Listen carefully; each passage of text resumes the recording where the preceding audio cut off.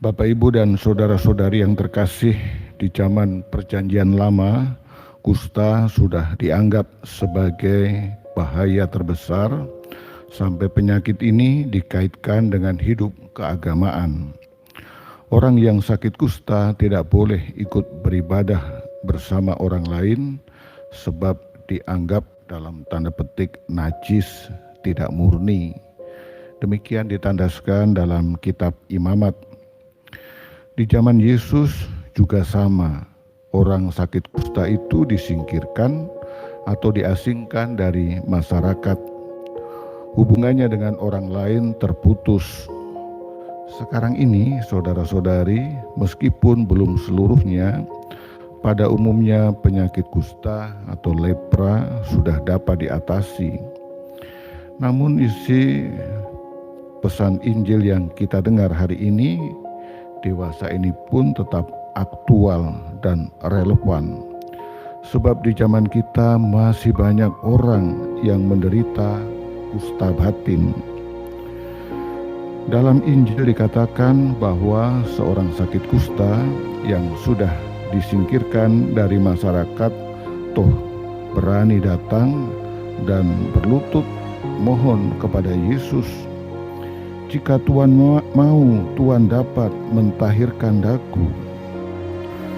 Menurut hukum waktu itu, orang ini melanggar ketentuan kitab Imamat.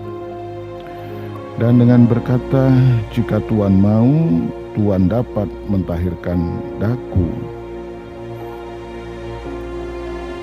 Itu menunjukkan bahwa orang itu memiliki iman, kepercayaan sepenuhnya kepada Yesus.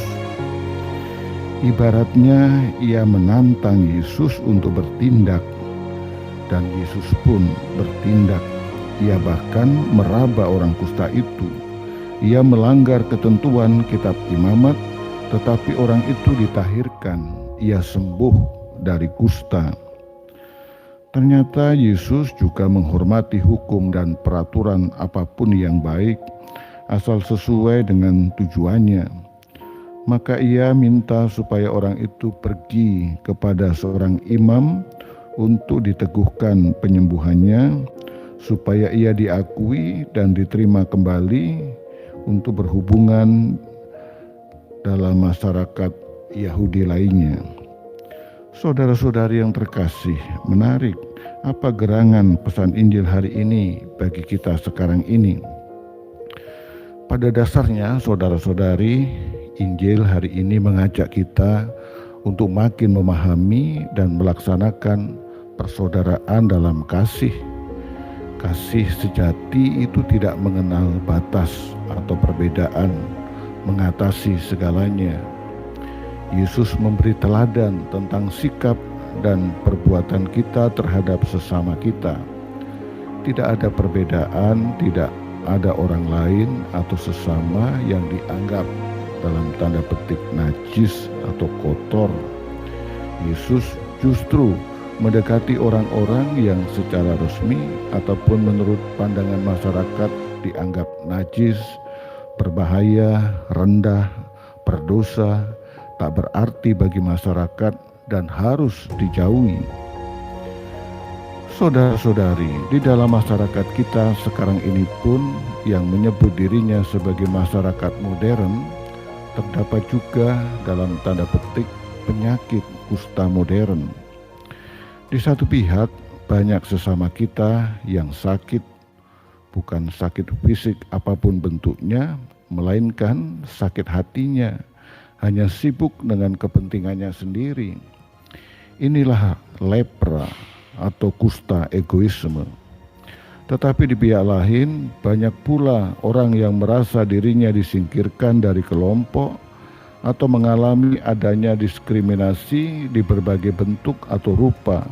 Misalnya perbedaan ras, suku, kedudukan, status hidup, kekayaan dan kemiskinan, budaya dan agama. Mereka ini pun ibaratnya sakit kusta. Nah, inilah saudara-saudari penyakit kusta modern yang harus kita atasi. Mereka dari kedua belah pihak yang menanggung penyakit kusta ini harus kita dekati dan sekaligus disembuhkan.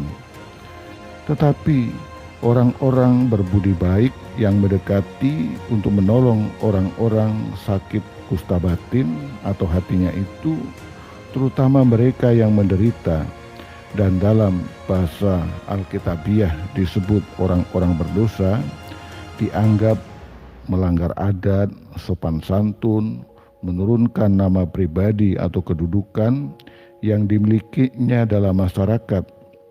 Tetapi orang-orang yang berani berbuat demikian tanpa pamrih inilah adalah pribadi-pribadi yang sungguh Kristiani, pengikut Kristus sejati. Yesus pun yang berbuat baik dianggap melanggar tata krama atau sopan santun, adat istiadat Yahudi. Tetapi Yesus mengutamakan kasih tanpa kepentingan pribadi. Bahkan setiap kali ia berbuat yang baik dan mengadakan mujizat, ia justru melarang orang-orang memberitahukannya kepada masyarakat ramai. Sebab ia berbuat semuanya itu bukan mengutamakan keberhasilan atau sukses, melainkan mencari nama atau popularitas diri.